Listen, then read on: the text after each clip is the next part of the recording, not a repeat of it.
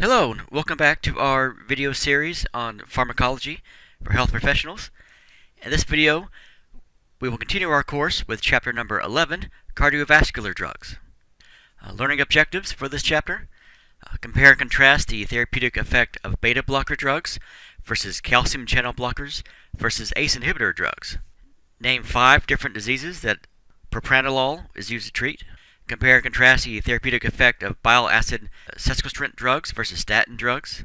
List 3 ways in which digitalis toxicity can be treated. Describe the therapeutic effect of nitrate drugs. When given the name of a well-known cardiovascular generic drug, identify the trade name. When given the generic and trade names of a cardiovascular drug, identify what drug category it belongs to and what disease it's used to treat. When given a cardiovascular drug category, identify several generic and trade name drugs that fall in that category.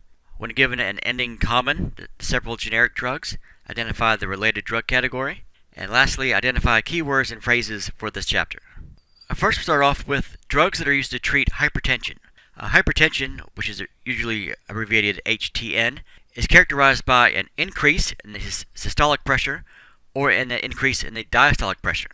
And this can be caused by several things, including arteriosclerosis, kidney disease, and any number of other kinds of diseases. Now, hypertension may also have no identified cause, such as in essential hypertension. Now, normal blood pressure should be lower than 120 over 80 millimeters of mercury. So getting higher than this is what is hypertension. Now, there's a stage prior to hypertension called pre-hypertension. This is where you have a systolic blood pressure that's between 120 and 139 millimeters of mercury, or having a diastolic pressure between 80 to 89 millimeters of mercury. Then the pressure gets higher than those readings, that's when you have hypertension. So where the systolic is over 139 millimeters of mercury, or if the diastolic is above 89 millimeters of mercury. Now, if left untreated, hypertension can cause damage to the heart, to the blood vessels, the kidneys, and multiple other organs. The treatment for hypertension follows what's known as a stepped care approach. And the first step in this approach is changes in the patient's lifestyle. The patients are asked to restrict the amount of salt they use in their diet. They may be asked to go on a low salt diet by the physician. They may be asked to exercise more, may be asked to lose weight, stop smoking. So all these are the initial steps in the stepped care approach. Now, if the high blood pressure can't be controlled with these initial steps, then drugs are added to the treatment regimen. A type of drug that is often given for hypertension are diuretics. Now, diuretics are given to promote the excretion of sodium and water within the urine. And by eliminating both of these, you are going to decrease the total blood volume. So if there's less volume for the heart to pump around, but the heart doesn't have to pump as hard. So this will lower blood pressure. Another type of drug that's used for hypertension are alpha-1 blocker drugs. And these are receptors that are located within arteries and veins. And these cause the blood vessels to dilate, which will lower blood pressure. These are some examples of this type of drug: doxazosin, which is sold under the trade name Cardora; prazosin, sold under the name Minipress; terazosin, sold under the name Hytrin. And you can see the endings for all 3 of these are the same, the ZOSIN. Another class of drugs that's used to treat hypertension are beta blockers. And these drugs work because they block the action of epinephrine at all beta receptors. So this will decrease the heart rate and also dilate the blood vessels. And both of these effects lower blood pressure. There are many examples of beta blockers that are used for hypertension. Some examples here: acebutolol, sold under the name Sectrol; atenolol, sold under the name Tenormin; betaxolol, sold under the trade name Curlone; bisoprolol, sold under the name Zebeda; cartiolol, sold under the trade name Cartrol; metoprolol, sold under the names Toprol or Lopressor; and nadolol, sold under the name Corgard. Other examples of beta blockers: nebivolol, sold under the name Bistolic; pembutolol, sold under the name Levotrol; pendolol, sold under the name Viscan; propranolol, which is one we'll talk about a little bit more here in a few minutes, sold under the name Inderol; and timolol, sold under the name Blocadrin. Now we'll talk about a drug alert, a little bit more detail about beta blockers. So in patients with hypertension, beta blocker drugs block the action of epinephrine on the beta receptors, and this will act by slowing the heart rate and also by dilating dilating blood vessels. And both of these actions decrease blood pressure. Now, beta blocker drugs block all beta 1 and beta 2 receptors. Now, drugs that are cardioselective beta blocker drugs are more selective in their action by only blocking beta 1 receptors in the heart and beta 2 receptors in the blood vessels, but not in the bronchi. Now, beta receptors are protein molecules that are located on the cell membranes of myocardial cells in the heart and the smooth muscle cells within the blood vessels and in bronchioles. So all beta receptors are stimulated by the hormone epinephrine, and this is in response to the fight or flight response caused by the sympathetic nervous system. When beta 1 receptors in the heart are stimulated, this causes them to increase the heart rate. When beta 2 receptors in blood vessels are stimulated, they cause the blood vessels to constrict. And both of these actions will end up raising blood pressure. When beta 2 receptors in the smooth muscle of the bronchi are stimulated, they cause the bronchi to relax, which will increase the airflow to the lungs. Now, this is why cardioselective beta blockers are used. So in this type of situation, you don't want to block the beta 2 receptors in the bronchi. You want them to be stimulated so there's more airflow going to the lungs. Now, several beta blocker drugs, such as atenolol, metoprolol, nadolol, and propranolol, and timolol, are prescribed to prevent migraine headaches. Now, these drugs act on beta receptors in blood vessels in the brain to limit the tendency of the vessels to overdilate during a migraine. Also, several types of beta blockers are prescribed to treat performance anxiety, such as stage fright. So some professional musicians and actors and golfers will use beta blocker drugs to block the effect of excess epinephrine, such as having a dry mouth or having tremors, having cold extremities or gastrointestinal upset, the inability to concentrate, which impairs their ability to perform.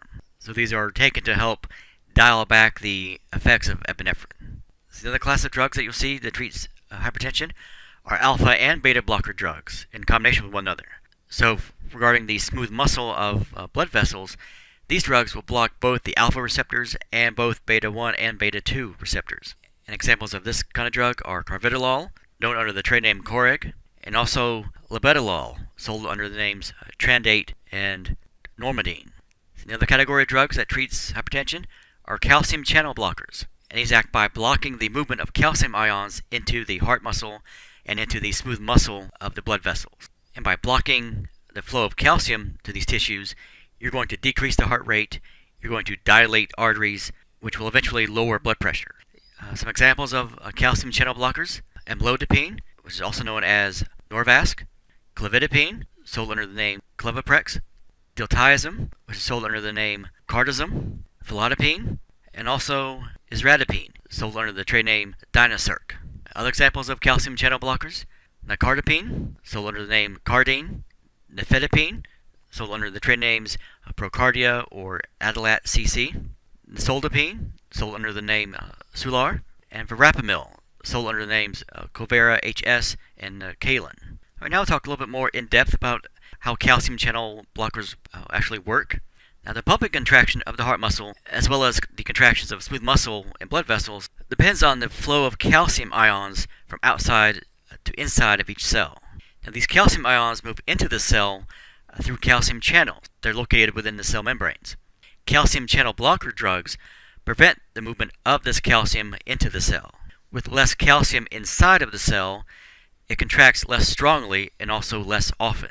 This causes the blood vessels to dilate, and then the heart muscle will contract less forcefully and less frequently. And both of these actions will end up decreasing blood pressure. Another type of drug that's used to treat hypertension are ACE inhibitor drugs.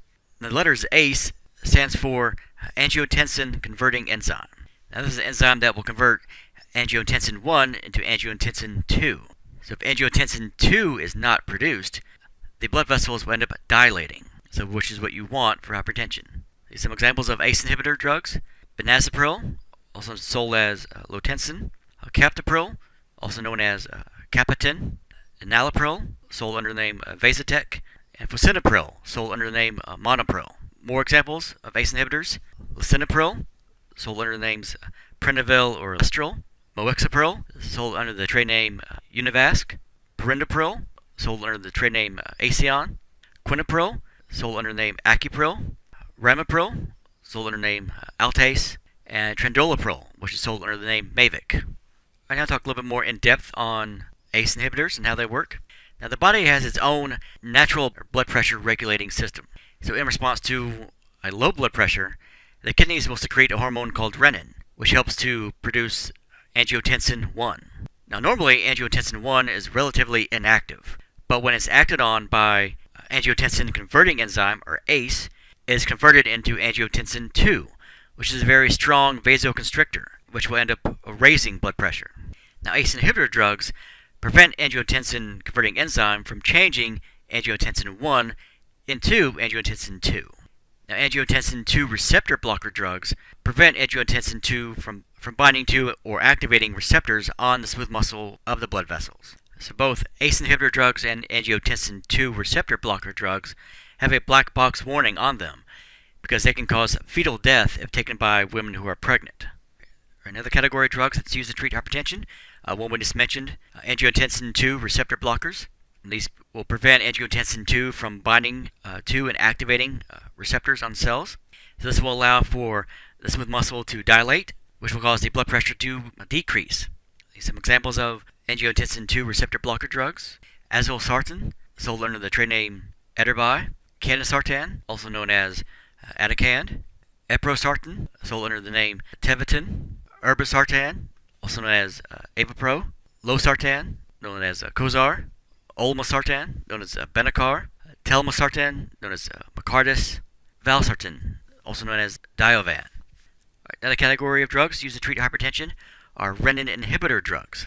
And these act by blocking the renin from being produced in the kidneys. And by doing so, less angiotensin 1 is produced, which means it can be converted into angiotensin 2. So this will cause the smooth muscle and the blood vessels to dilate and lower blood pressure. An example of a renin inhibitor drug would be aliskiren, which is sold under the name Tecturna. In this image, we have an example of a bottle of Tecturna. It's the only drug in this category, renin inhibitor drugs. Another class of drugs used to treat hypertension are selective aldosterone receptor antagonist drugs.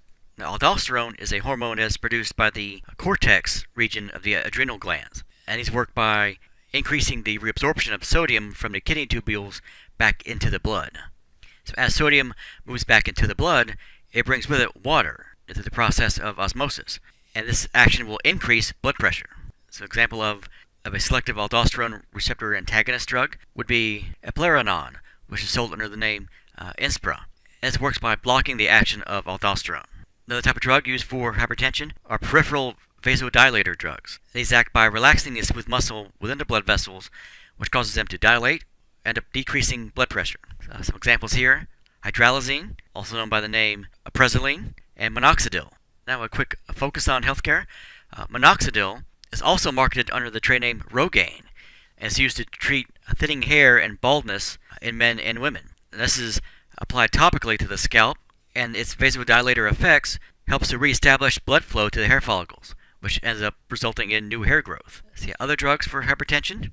These drugs will help stimulate the alpha-2 receptors in the vasomotor center of the brain, and these act by decreasing the number of nerve impulses sent by the sympathetic nervous system to the adrenal medulla, which will therefore secrete less epinephrine. This will cause the heart rate to go down and allow the blood vessels to dilate, and all of which will end up lowering blood pressure. Some examples of this kind of drug: clonidine, known as Catapres; guanabens, known as Witensin; and guanfacine, which is sold under the trade name Tenex. And because hypertension is so prevalent, it's very common to see combination drugs used to treat it. There are multiple types of combination drugs. One combination you could have is a antihypertensive drug that's combined with a diuretic drug. Other drugs you may find are beta blockers, including atenolol, metoprolol, propranolol. You can see ACE inhibitor drugs used, such as benazepril, enalapril, lisinopril, lisinopril, quinapril, trandolapril. Other combinations may include calcium channel blockers, such as felodipine or verapamil. You could also see angiotensin 2 receptor blocker drugs used, candesartan, irbesartan, losartan, for examples. You could also see telmisartan, valsartan as other examples of angiotensin 2 receptor blockers. You can see the renin inhibitor drug aliskiren. You may have a diuretic drug used, such as chlorthalidone or hydrochlorothiazide.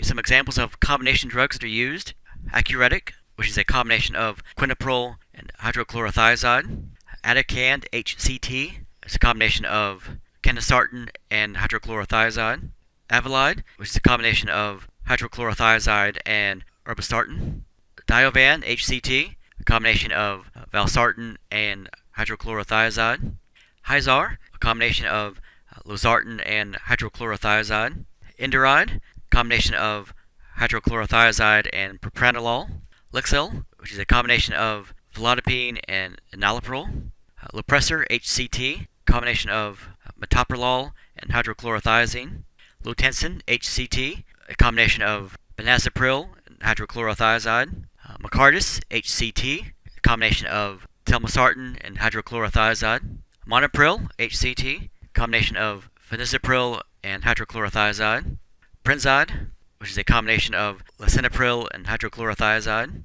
Tarca, a combination of trindolapril and verapamil, Tecturna, HCT, which is a combination of aliskiren and hydrochlorothiazide, Tenoretic, which is a combination of atenolol, chlorthalidone, and lastly, Zestoretic, which is a combination of lisinopril and hydrochlorothiazide.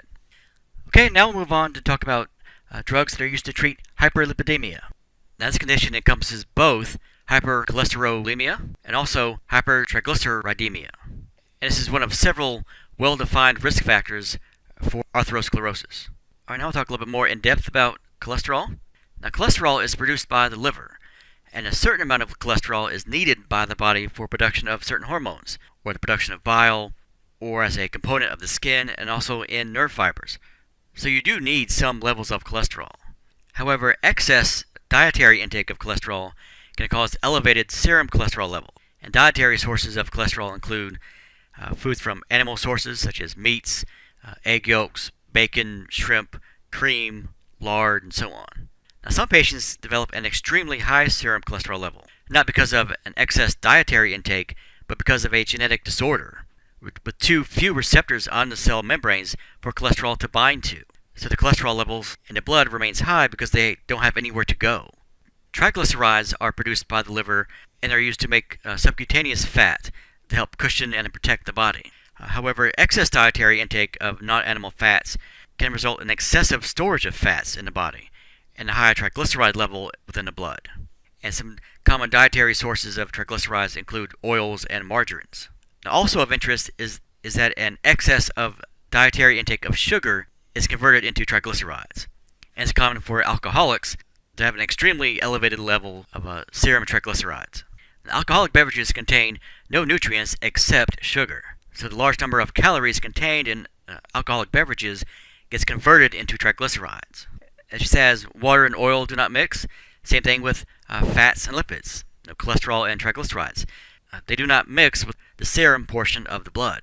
So to be transported throughout the blood, cholesterol and triglycerides must bind to certain carrier proteins. These are called lipoproteins. And there are 3 different types of lipoproteins. They're classified by how dense they are. And it's really in relation to how much lipid there is versus how much protein there is in that combination unit. The one that you want to have a lot of are the HDLs, the high-density lipoproteins. This is the good cholesterol. Now, these will carry cholesterol to the liver, where it is excreted in the bile. So this is the kind of cholesterol that you want. You want HDLs. Because one of their functions is to go around the blood and kind of gobble up the bad cholesterol, which is the next kind, the low-density lipoprotein. In this combination, there is much more lipid than there is protein. So that's why they're classified as low density, because fat will float compared to the more dense protein. Now, low-density lipoproteins will carry cholesterol to the cells where it can be metabolized for energy. But because they are low density, they tend to float around within the blood, so they are able to be deposited on artery walls where they form arteriosclerotic plaques. This is why these are the bad cholesterols. And the third category, which is even worse than the low-density lipoproteins, are the very low-density lipoproteins, or VLDLs. In this combination, you have very little protein and a high amount of lipids. So the HDLs are good cholesterol, is what you want, and the LDLs are the bad cholesterol, is what you don't want. Alright, now we'll talk about some drugs that are used to treat hyperlipidemia. One type of drug is used to treat this condition are called bile acid sequestrant drugs. Now, cholesterol from the blood is used by the liver to produce bile. Now, bile is stored in the gallbladder until it's needed, and then is released into the gastrointestinal tract to digest dietary fats in the intestines. Most of the bile is reabsorbed from the intestine back into the blood and then reused by the liver. If serum cholesterol levels are too high, then this kind of drug is given. The way they act is they bind to bile, forming an insoluble complex that gets excreted into the feces. So the term sequestrant means to sequester the bile. It removes the bile from the blood. So because this bile is not being reabsorbed, the liver must draw cholesterol from the blood to produce a brand new supply of bile. So by doing so, this helps to lower the levels of cholesterol within the blood. Some examples of this category of drug: cholestyramine, also known as Questran or Prevolite; Colesevelam, sold under the trade name Welchol; and Cholestipol, which is sold under the trade name Colestid. Another category of drugs that's used to treat hyperlipidemia is called HMG-CoA reductase inhibitor drugs. Now, HMG-CoA is a much shortened version of the compound's chemical name and stands for hydroxymethyl coenzyme A reductase inhibitor drugs. Now, HMG-CoA reductase is an enzyme that is important in the production of cholesterol. So these inhibitor drugs will block the action of HMG-CoA reductase. So by blocking cholesterol from being made, you will increase the level of high-density lipoproteins, which is the kind that you want.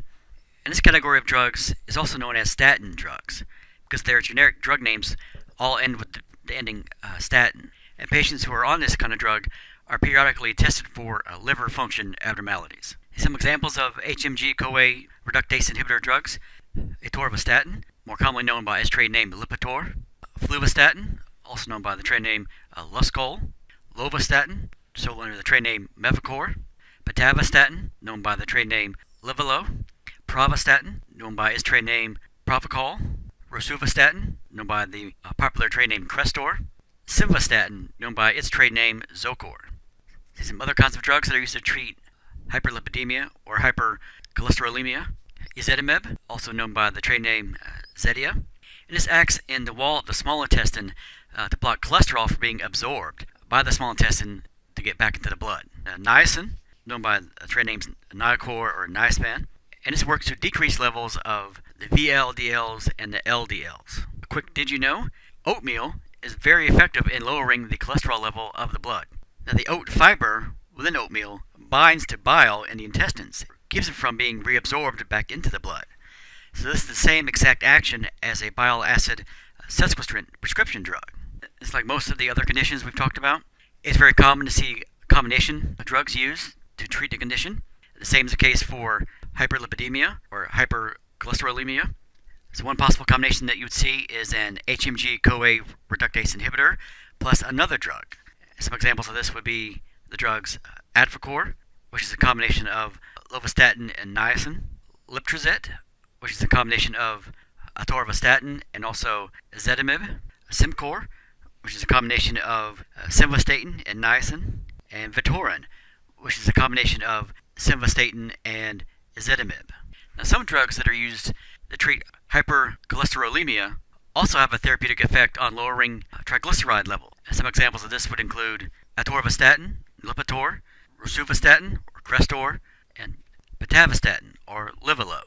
And there are some drugs that are used to treat hypertriglyceridemia, and these act by decreasing the production of very low density lipoproteins by the liver. And by doing so, this will lower the serum levels of triglyceride. And some drugs that fall under this category would be fenofibrate, also known by the trade names Trilipix or Tricor; Gemfibrozil, also known by the name Lopid; icosapent, which is known by the trade name Vascepa. I'll now move on to drugs that are used to treat CHF, congestive heart failure. Now, this condition occurs when the heart muscle is weakened, either because of disease or by a structural defect, such as a leaky valve, and then the heart is unable to adequately pump blood throughout the body. There are two different kinds of heart failure, either right-sided heart failure or left-sided heart failure. For right-sided heart failure, this causes a backup of the blood from the right ventricle back into the venous circulation. So this will produce an enlarged liver, distended veins within the neck, peripheral edema in the extremities. Because it's important to remember the cardiovascular system is one continuous circuit. If there's a blockage, the blood has to go somewhere. If it can't go forward, it's going to have to go backwards. So that's why you get the enlargement of the softer organs, such as the liver, the distension of the vessels within the neck, the edema within the extremities. The blood has to end up going somewhere. For left-sided heart failure, this causes a backup of blood from the left ventricle back into the pulmonary circulation. So this will produce a pulmonary edema within the lungs. So again, if the blood can't go forward, it's going to end up going backwards. All right, there are multiple kinds of drugs that are used to treat congestive heart failure. And these help the heart by making the heart beat slower or helping the heart to contract more efficiently. A common drug that's used for patients with congestive heart failure are diuretics. And diuretics will help the body excrete excess fluid found within edema in the urine, and also include excess sodium and excess water. So by doing so, you are lowering the level of blood volume, which means the heart doesn't have to work as hard to pump the blood throughout the body. Another type of drug that's given to treat CHF are digitalis drugs. And these make the heart pump slower, but much more strongly. So you're getting a more efficient use of each contraction of the heart. These are also known as cardiac glycoside drugs. And they're called that because they have a molecular structure or consist of chains of glucose molecules. Some examples of digitalis drugs that treat CHF: digoxin, also known by the trade names Digitec, Lenoxacaps, and Lenoxin. Okay, now we'll get a little bit more in depth about how digitalis drugs work. Digitalis drugs cause the release of acetylcholine, which is a neurotransmitter within the parasympathetic nervous system that depresses the sinoatrial node of the heart, the natural pacemaker that we have. So by slowing down the natural conduction of the heart, it will slow down the heart rate. So this action is known as a negative chronotropic effect. Now, digitalis drugs also inhibit the flow of positive sodium ions into the cell. Instead, positive calcium ions flow into the cell, and this results in a stronger, more forceful contraction of the myocardial cells. So this is known as a positive inotropic effect. So we have the heart beating slower, the negative chronotropic effect, combined with the positive inotropic effect, the heart beating more forcefully. Those two in combination with each other allow the heart to fill more completely with blood before the next contraction. So this is a very important therapeutic effect for patients with congestive heart failure. So it's beating at a slower rate, but it's allowing the heart to fill with more blood, and when it does contract, it contracts with much more force. Now, digitalis toxicity is a serious adverse effect. Nearly 1/3 of patients who take digitalis drugs develop symptoms of digitalis toxicity. It's because that these types of drugs have a very low therapeutic index. The margin between the therapeutic dose and a toxic dose is very, very small, and the fact that it has a very long half-life, which means that it will stick around in the body longer. And this is even more pronounced in patients who are elderly or who have a decreased kidney function, because it can't be metabolized and excreted at a normal rate. So symptoms of toxicity include a pulse rate that's below 60 beats per minute, confusion, restlessness, nausea, vomiting, diarrhea, hallucinations, and also seeing yellow-green halos around lights. So to prevent toxic effects, physicians periodically need to order blood tests or to monitor drug levels. And these tests are often referred to as DIG levels. Now, symptoms of toxicity may be treated in one of three ways. You can either decrease the dose of the digitalis drug, give the digitalis drug less frequently, or in severe cases, administer an antidote drug that helps to reverse the toxic effects of the digitalis drug. There are some drugs that are given for digitalis toxicity. An example of that would include digoxin immune fab, which is sold under the trade names Digifab or Digibind. And these are antibody drugs. These are administered intravenously, and the way they act is they bind with and activate digitalis within the blood. And this forms an antibody-antigen complex that is excreted within the urine. Another category of drug that's used to treat congestive heart failure are ACE inhibitor drugs. Now, ACE inhibitors are drugs that block the enzyme that converts angiotensin 1 into angiotensin 2, which is a very strong vasoconstrictor. So by blocking that conversion, this causes vasodilation. So this decreases the blood pressure against which the heart must pump, because you are lowering pulmonary vascular resistance. The other type of drug are angiotensin 2 receptor blocker drugs. And these work because they block the action of angiotensin 2. And by doing so, they allow the smooth muscle of the blood vessels to dilate, which will lead to a decrease in blood pressure, which allows the heart to pump more effectively with less resistance. There are two drugs that are specifically indicated for congestive heart failure that are classified as angiotensin II receptor blocker drugs, and those are candesartan, which is known by the trade name Atacand, valsartan, which is known by the name Diovan. Some other drugs that are used to treat congestive heart failure: metoprolol, known by the trade names Toprol or Lopressor. These are shown to decrease hospitalizations and deaths due to congestive heart failure. Carvedilol, also known by the trade name Coreg. This drug will block alpha receptors and beta-1 and beta-2 receptors within the smooth muscle of blood vessels. And by doing so, this will lower the blood pressure against which the heart must pump. The drug Pleranon, also known by the trade name Inspira. This is an aldosterone receptor inhibitor drug, and it works by blocking the action of the hormone aldosterone. And this will lead to a decrease in blood pressure, which means the heart has less resistance to pump against. The drug Nasiratide, known by its trade name Natracor. This is a human B-type natriuretic peptide drug. Now this drug will bind to receptors on the smooth muscle of arteries and veins, which will end up causing dilation. And this will decrease blood pressure and will offer less resistance that the heart has to pump against. And this drug is actually manufactured from the bacterium E. coli using recombinant DNA technology. All right, now we'll talk about drugs that will treat angina pectoris. Now, angina pectoris occurs when the cells of the myocardium receive insufficient levels of oxygenated blood. And this occurs when the need for oxygen increases, such as during times of exercise and times of stress. And this can be caused by plaques within the coronary arteries that will occlude the flow of blood, or can be caused by spasms within the coronary arteries, or by vasoconstriction of the coronary arteries due to smoking. When it comes to the pain of angina pectoris, this denotes the cellular ischemia of the heart muscle. So angina pectoris is also known as ischemic chest pain. Now at this point, cellular death of the heart muscle has not occurred. So at this point, all you're having is a decreased amount of blood flow. But if left untreated, this can progress to a cellular death, which leads to myocardial infarction, also known as a heart attack. Some common drugs are used to treat angina pectoris. Nitrate drugs. These work by dilating the coronary arteries. And by doing so, it will increase the flow of oxygenated blood to the heart muscle, the myocardium. It will also dilate the arteries and veins throughout the circulatory system. And we talk about dilating the vessels throughout the whole system. When you have dilated arteries, that will decrease the arterial blood pressure, which means the heart has less resistance to pump against. When you have dilated coronary arteries, this increases the flow of oxygenated blood to the heart muscle itself, and it decreases afterload. And afterload is another term for the ventricular pressure at the end of systole or contraction. And sometimes that's called ESP, ending systolic pressure. When it comes to dilating veins, this will reduce preload, and preload is the ending diastolic volume at the beginning of systole, or at the beginning of a contraction. And this will decrease the need for myocardium for oxygen. So there's less volume there present, the less of a need for oxygenated blood to be there. Some other examples of nitrate drugs to treat angina pectoris: amyl nitrate, isosorbide, known by the trade name Isordil, nitroglycerin, known by the names Nitrostat, Minitran, or Nitrodur. And nitroglycerin is the most frequently prescribed nitrate drug for this condition.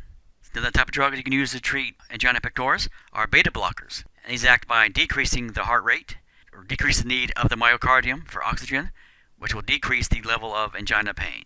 And only these beta blockers that are listed here are used to treat angina. Those include atenolol, metoprolol, nadolol, and propranolol. Now we'll do a focus on healthcare. When it comes to nitroglycerin drugs, they can be administered in several different ways. They can be put underneath the tongue, sublingually, as a tablet. They can be given translingually as a spray. They can be inhaled as a vapor through the nose. They can be given orally as a sustained release capsule or a tablet. They can be given transdermally as a patch, or even topically as an ointment. And this kind of drug would be measured in inches, depending on the size of the patch that's used. And they can also be given intravenously. But not every nitrate drug can be administered by every route. So according to the American Heart Association Advanced Cardiac Life Support Guidelines, IV nitroglycerin is the drug of choice for severe angina. And this has to be administered by a special tubing that is supplied by the drug company. Another class of drugs that's used to treat angina pectoris are calcium channel blocker drugs. Now these are used in conjunction with nitrate drugs and also beta blockers. And these act by causing the smooth muscle in the coronary arteries to dilate, which will allow more blood to flow to the coronary arteries. Now, only these calcium channel blockers that are listed here are used to treat angina pectoris. Amlodipine, also known as Norvasc, diltiazem, also known by the name cardizem, nicardipine, also known as Cardine, nifedipine, also known by Procardia or Adalat, and Verapamil, also known as Covera HS or Calin. Some other drugs that are used to treat angina pectoris, anticoagulant drugs. These are used to prevent a blood clot that would cause a myocardial infarction. And some examples of these would include warfarin or thrombin inhibitor drugs or platelet aggregation inhibitor drugs. And that would include a low-dose aspirin, 81 milligram dose of aspirin. All right, now we'll talk about drugs that are used to treat myocardial infarction, or MI. Now, a myocardial infarction is untreated myocardial cell ischemia that's associated with angina pectoris. Now, this may progress to myocardial cellular death. And once this death has occurred, the process can't be undone. Once that tissue is gone, it's gone. Now, drugs used to treat MI can limit the extent of the area of the dead tissue and can improve the survival rate following a myocardial infarction. Now, the various different types of drugs that are used to treat MI. One type is a thrombolytic drug. And these are drugs that are used to break up clots. And by doing so, you would increase blood flow to the tissue. Other types of drugs used to treat myocardial infarctions are beta blockers, such as atenolol, metoprolol, propranolol, and timolol. You can also use ACE inhibitor drugs, such as captopril and lisinopril. You can also use angiotensin II receptor blocker drugs, such as valsartan. You can use platelet aggregation inhibitor drugs. These are used to keep blood clots from forming within a patient who has already had a myocardial infarction. And some examples of this kind of drug would be clopidogrel, also known by the name Plavix, and also the drug prasugrel. I now move into the drugs that are used to treat arrhythmias. Now, cardiac arrhythmias are caused by abnormalities of the conduction of the electrical impulse throughout the conduction system within the heart. Now, there are various different kinds of arrhythmias involving the atria and ventricles and can be caused by disruptions within the conduction path, changes in normal period of time between each beat. Now, some common examples of arrhythmias: bradycardia, where you have an abnormally slow rate. You can have heart block, tachycardia, which is having an abnormally fast rate, atrial flutter and fibrillation. This is where you have very rapid contractions of the atria that are not coordinated at all with the ventricles. You also have ventricular flutter and ventricular fibrillation. When it comes to flutter, that is a very rapid contraction of the ventricles. When it comes to fibrillation, this is an ineffective, extremely rapid twitching of the ventricles. You can also have asystole, which is having no heart contraction at all. There are several different types of drugs used for arrhythmias. Drugs that would treat bradycardia. Bradycardia is a heart rate that's less than 60 beats per minute. And what happens here is the vagus nerve releases acetylcholine to keep the heart in a slow, normal rhythm. So a drug that could be given to help combat bradycardia is atropine. Atropine works by blocking acetylcholine receptors in the heart, so the heart rate increases. When it comes to heart block, this is where you have only some or none of the electrical impulse from the natural pacemaker, the sinoatrial node, are able to travel to the ventricles. So these signals are being blocked. That's why it's called heart block. A drug that could be given to treat this would be atropine also, or the drug isoproterenol, also known by its trade name Isoprel. When it comes to treating ventricular tachycardia, or VTAC as it's called, this is having a fast but a regular heart rate of up to 200 beats per minute. And drugs you've used to treat this condition are beta blockers. These act by blocking the beta receptors in the heart from being able to respond to epinephrine, so it can't get any faster. Some examples of this kind of drug would be acebutolol, or Sectrel, esmolol, Brevibloc, and Sotalol, also known as Betapace. You can also use calcium channel blocker drugs for ventricular tachycardia, and these act by slowing the movement of calcium in and out of the sinoatrial node. Some drugs that would fall under this category would be diltiazem, also known as cardizem, verapamil, also known as Calin or Covera HS. Other types of antiarrhythmic drugs: adenosine, also known by the trade name Adenocard; amiodarone, also known by the trade name Cordarone; disopyramide, also known by the name Norpace; and flecainide, also known by the name Tambicor. The other examples: mexiletine, also known by the trade name Mexitil; procainamide, known by the name Pronestil; propafenone, Rhythmol, and quinidine. Types of drugs that are used to treat atrial flutter and atrial fibrillation: you can use beta blockers, because beta blockers will block epinephrine from reaching the stimulating beta receptors within the heart. So this will slow down the amount of fibrillation and the amount of flutter. And some examples of this kind of drug: propranolol, also known as Inderol; sotalol, also known as Betapace. You can also use calcium channel blocker drugs for atrial flutter or atrial fibrillation. And these act by slowing the movement of calcium both in and out of the sinoatrial node. And some examples here: diltiazem, also known as cardizem, and verapamil, also known as Calin or Covera HS. Some other drugs that could be used to treat atrial flutter and fibrillation: digoxin, also known by the name of Lanoxin; difetilide, also known by the name Dicosin; dronedarone, also known by the name Multac; flecainide, known by the name Tambicor; albuterolide, known by the name Corvert; and propafenone, known by the name Rhythmol. When it comes to ventricular fibrillation, very fast but very uncoordinated quivering of the heart. This is a life-threatening emergency because the heart is unable to pump blood at all. So this is incredibly serious, incredibly life-threatening. And the drug of choice in this condition would be lidocaine, also known as xylocaine. Now this drug is used to treat ventricular fibrillation, but has no effect if the heart has already stopped beating, if it's already in arrest. It will have no impact on the heart at that point. So it's only used to treat fibrillation. Okay, and that brings us to the end of Chapter 11 on cardiovascular drugs. We will continue our video series on pharmacology with our next video on Chapter number 12, hematologic drugs.